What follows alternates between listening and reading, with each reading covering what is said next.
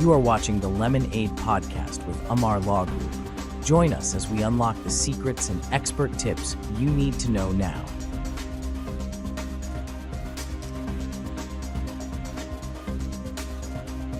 Hi, everybody. Welcome to the LemonAID podcast. I'm Matt Sky. With us is Shalev Amar, managing partner and founder of Amar Law Group. Shalev brings a wealth of experience in consumer protection law, specializing in lemon law and breach of warranty cases. Shalev, thanks so much for joining us. You're welcome. Glad to be here. So let's just jump right into it. Can you share with us your journey and how you became an expert in lemon law? Well, I wasn't originally planning on going into this area of law. Originally, when I went to law school, I wanted to be kind of like the crusading prosecutor.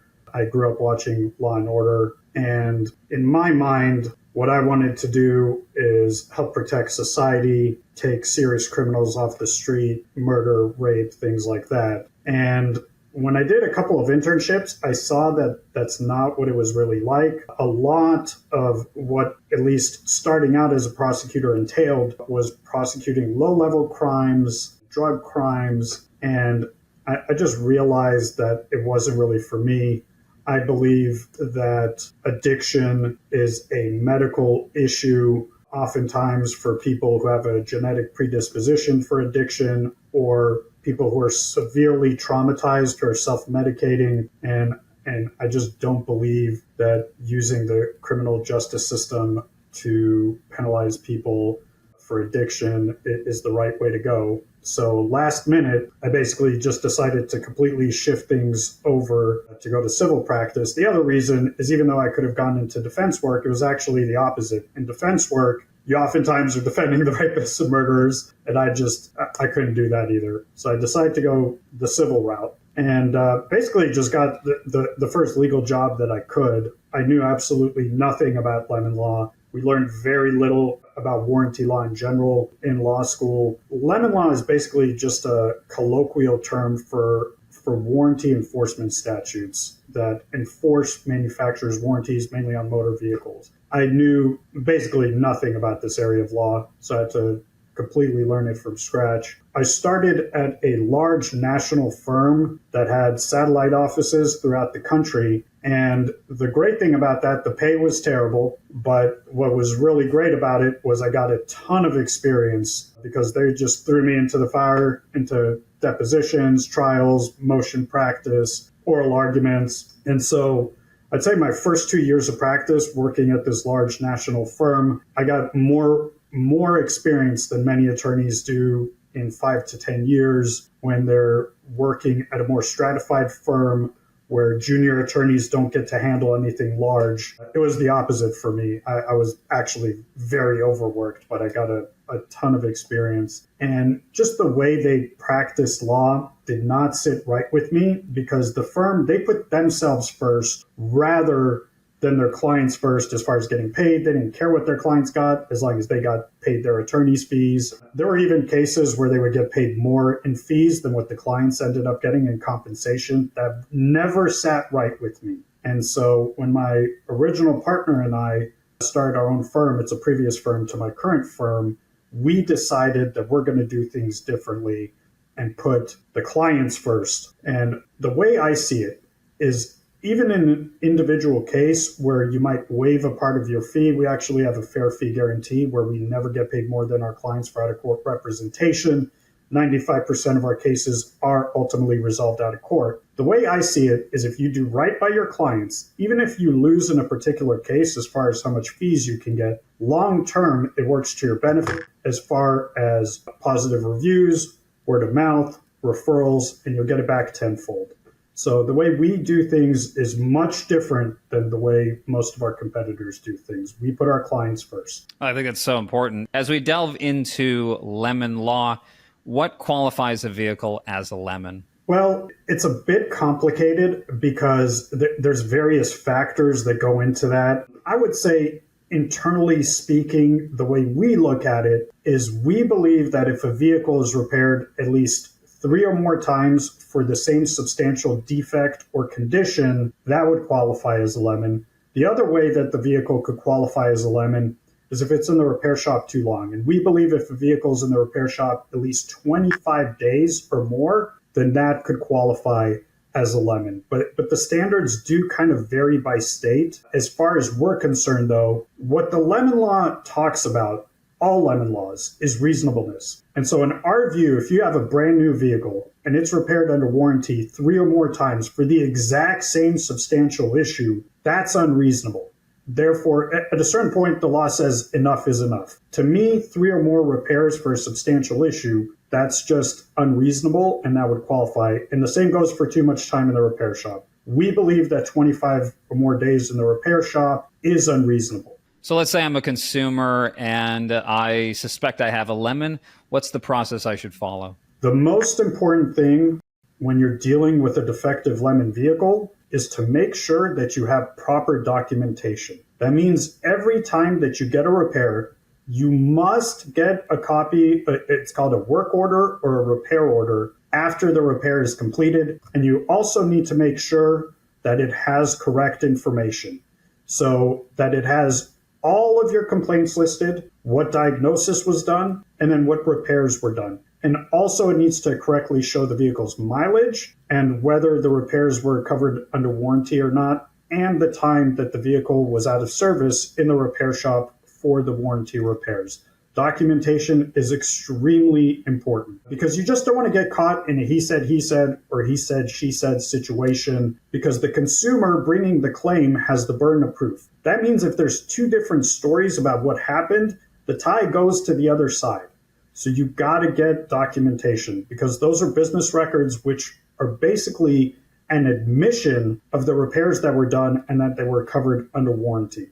So always make sure to get repair records. Don't just rely on memory or on the fact that you had a phone call. Get repair records. Secondly, if you do see that you've been in the repair shop too many times, a common mistake that consumers make, and look, they're acting in good faith, they just want to resolve their defective vehicle issues, is that they will reach out to the manufacturer. And one of the worst things you can do is complain that you have a lemon vehicle, or even worse, threaten lemon law or threaten to hire an attorney, because what that does is that will cause the company to basically flag your vehicle in their system as a potential lemon law claim. And that can lead to all kinds of nonsense, like you continuing to have repair issues and then they blame you for the repair problem, or they say that they're just doing the repair as goodwill. Goodwill basically means like, oh, we're just doing it out of the goodness of our hearts. This is not a warranty issue, because for the lemon law to apply, the repairs have to be done under the manufacturer's warranty. So if it's goodwill, or the dealer might even call it internal, and we go after manufacturers, by the way, not dealers under the lemon law. But the dealerships, although they're independent entities, they are business partners, or at least affiliates of the vehicle's manufacturer. They just do repairs on the manufacturer's behalf, and they try and protect their business partner or associate. So it's counterintuitive, but if you suspect you have a lemon vehicle, the last place that you should go is to the manufacturer. What you need to do is to reach out to an attorney to get a consultation and an evaluation of your potential case to find out what your rights and options are. And you should always do that before reaching out to the manufacturer. The less you say, the better. It's kind of like what you see in the movies and TV shows. Anything you say can and will be used against you. That's the other thing. They will oftentimes twist around what you tell them to try and blame you for the problems, to try and argue buyer's remorse, or to try and argue that you misused the vehicle. And you might unwittingly say something that could damage your case. That's the other reason why you should confer with an attorney before you even think of reaching out to the vehicle's manufacturer. So you laid out for us some common misconceptions. Don't reach out to the manufacturer. Make sure you document. How does having an attorney help consumers navigate lemon law claims? Well, the way an attorney helps is they are legally trained in this area of law. They understand the rules of evidence. They understand the rules of procedure. So they can protect you from numerous pitfalls that you can fall into. Attorneys can also advise you about what's the proper way to deal with the repairing dealership. How do you request repairs in a way where they don't give you the runaround? How do you get all of the records that you need, especially repair records, if any are missing? Basically, what to say and what not to say. because attorneys, they have a fiduciary duty to their clients. So what does that mean? Fiduciary duty means that they have a duty to act in your best interest. The companies, they have zero duty to you.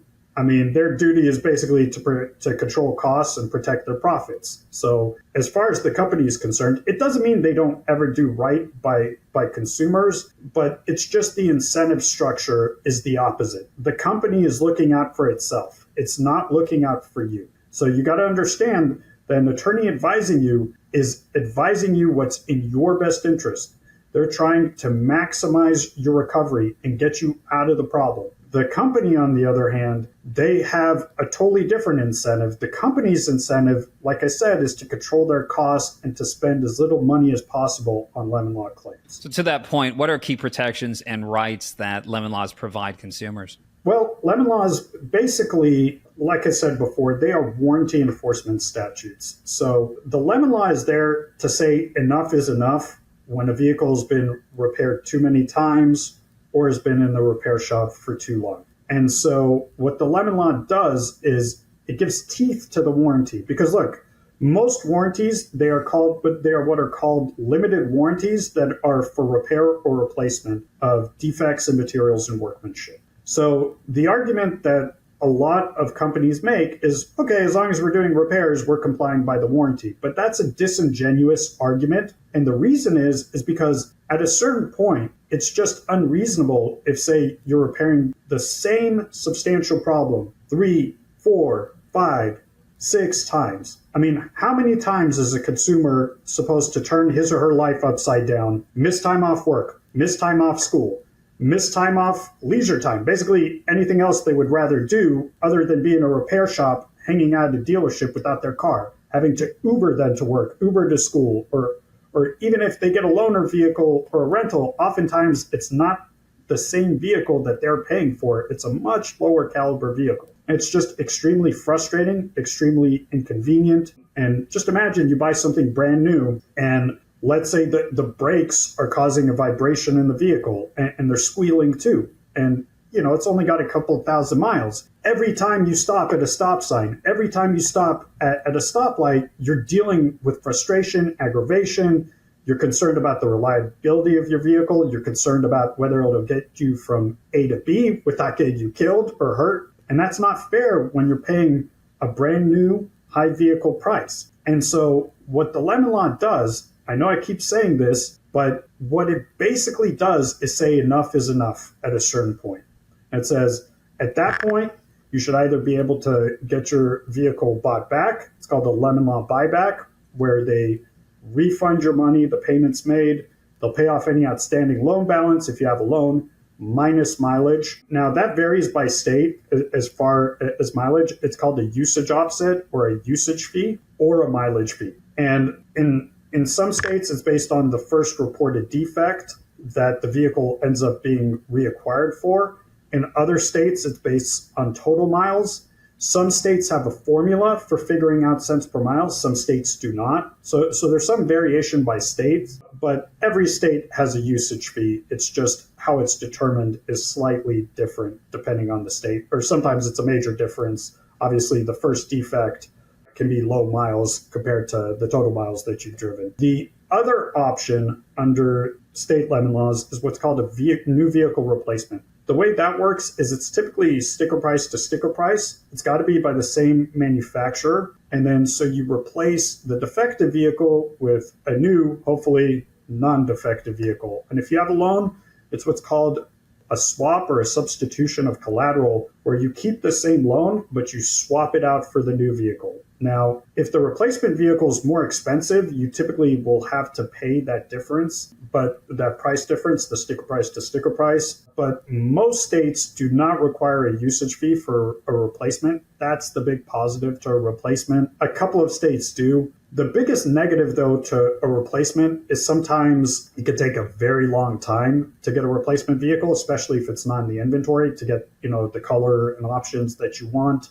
We're just getting over a huge microchip shortage, which has caused a lot of production delays in virtually every motor vehicle company. The third option is typically not in any state lemon law, but it's an option under the federal lemon law, which is called the Magnus-Amos Warranty Act. And typically, the Magnus-Amos Warranty Act also applies when the state lemon law applies. Well, we can go into more detail about that later. But the Magnus-Amos Warranty Act, it's pretty vague about what you're able to get. And so typically, it just looks to state warranty law, what's called state common law, which is basically judicial opinions about warranty, also state provisions of the UCC, which means the Uniform Commercial Code. But the main type of remedy under the federal lemon law, the Magnus-Amos Warranty Act, is what's called diminution in value damages. It just basically means you didn't get what you paid for, so you should get a partial refund, but you keep the vehicle. Right. So, Shalev, as we wrap up, can you share a success story where you helped a client resolve their lemon law case? Well, we've actually had thousands of those. I can talk about a more recent one. We had a Tesla client who was just dealing with major paint issues. There were actual swirl marks in the paint, very defective paint. The vehicle basically had to be repainted from scratch. And because of that, it was in the shop for a long period of time, and also it kept having to go back for the paint. And so I'm going off memory here, but I believe it was repaired, that is, maybe 7 or 8 times for the paint defects, and in the repair shop, maybe 40 plus days. And so it took some haggling, but eventually Tesla did do right by its customer and bought the vehicle back. One of the arguments or contentions that we make to manufacturers is to not have a scarcity mindset about resolving these cases. Because like I told you before, oftentimes they look at lemon law issues, vehicle lemons, as being a major cost for them. And it is admittedly a cost, but they can look at it a different way. They think oftentimes that it's buyer's remorse or people are too neurotic or too demanding, but oftentimes people do have valid claims. And the better way to look at it, and it's one of the things, like I said, that we do argue on our client's behalf, is, hey, look, take care of your customer. Make your customer happy, and you will keep them as a customer. Not just that, you'll get positive word of mouth, because then they'll tell their family and friends and acquaintances, you know what, I had a problem with my vehicle. It was a lemon, but the company accepted responsibility and they took care of me. So I think one of their underlying concerns is that, if we're too pliant with lemon law claims, then more people will come after us. And maybe in the margins that's true, but I think that's more than made up for by the fact that if consumers know that you take care of them, that they will buy more of their product, you'll have positive word of mouth, and the extra sales that you'll have will more than make up for what you have to pay out in lemon law claims. So, we do try and persuade the companies to look at these claims that way. And oftentimes we're successful with that, but corporate culture is different for every company. I think that's a fantastic point to wrap up on. Well, that's been our show. Thanks again for listening to the LemonAID podcast. The Amar Law Group legal team operates throughout the West and Southwest. Check them out on social media and the links below. If you're in the Arizona area, find them on ArizonaLemonLawAdvocates.com or enter your state and LemonLawAdvocates.com. Shalev, thanks so much for your time. Thanks for having me. Thanks for watching. Be sure to hit that like and subscribe button and comment below.